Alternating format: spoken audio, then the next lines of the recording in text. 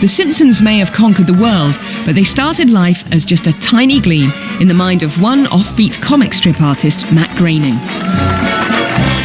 The mischievous, yellow-skinned, spiky-haired Bart first drew breath back in 1986. Before The Simpsons walked the earth, Matt's only other taste of success had been as the creator of an underground comic strip, Life in Hell. But he always knew that one day television would come calling. I was waiting. When is Hollywood going to call me up? Come on, I'm doing this weekly comic strip, and finally, ring, ring, ring, it's James L. Brooks, who loves my strip Life in Hell, and he gives me my first job on the Tracey Ullman Show doing animation. And he said, you can do whatever you want. We were looking for, we call them bumpers, which go between the acts, and we decided nobody ever tried to make them entertaining, so we tried to make them entertaining. And I had a cartoon that I'd gotten as a gift from somebody that was Matt's cartoon, The Los Angeles Way of Death, the way that people die in Los Angeles, California. And I had remembered this because it was my first exposure to Matt, so we called him in.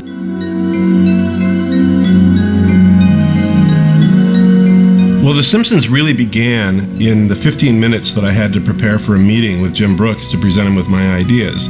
I was originally going to do my Life in Hell characters in animated form, and then at the last moment I got scared. I thought, what if this fails miserably? I'll have ruined my characters. I'll go crawling back to my weekly comic strip. So I decided to make up new characters on the spot, hence The Simpsons, named after my own family. I wasn't particularly feeling creative in that 15 minutes, so I quickly named them after my own family. I do have a father named Homer, a mother named Margaret. Marge is close. I thought Marge was a slightly funnier name, and I have two younger sisters, Lisa and Maggie. I thought if I made the main kid Matt, that would be a little too obvious, so I changed him to Bart. If you want to know why the early Simpsons on the Tracey Ullman Show look so weird, it's because I didn't know what I was doing. I just would draw little sketches to give to the animators. I thought they were going to clean them up and make them look like professional cartoons. It turns out that all they were doing was tracing my drawings. They may not have looked like any other cartoon, but The Simpsons proved so popular that Fox took a leap into the void and gave Matt his very own full-length show. To air The Simpsons, Fox had to commit $10 million to produce 13 episodes before they saw a single one. And then again, it was people producing it who had never done an animated show half an hour long.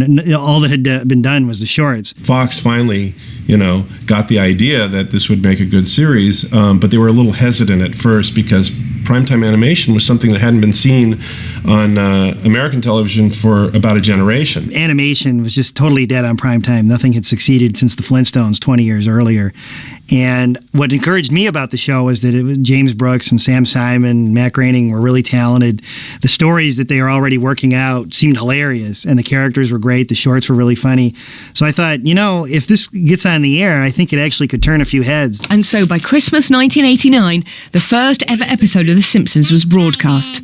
And it turned more than a few heads. Here was something that was smart and funny and hip and original and reminded us that something that's really family entertainment will appeal to the least sophisticated member of the audience and the most sophisticated member of the audience on different levels. This was just what the upstart Fox network needed, a completely unexpected hit. It put them on the map, as well as creating a bonanza for the spin-off industry.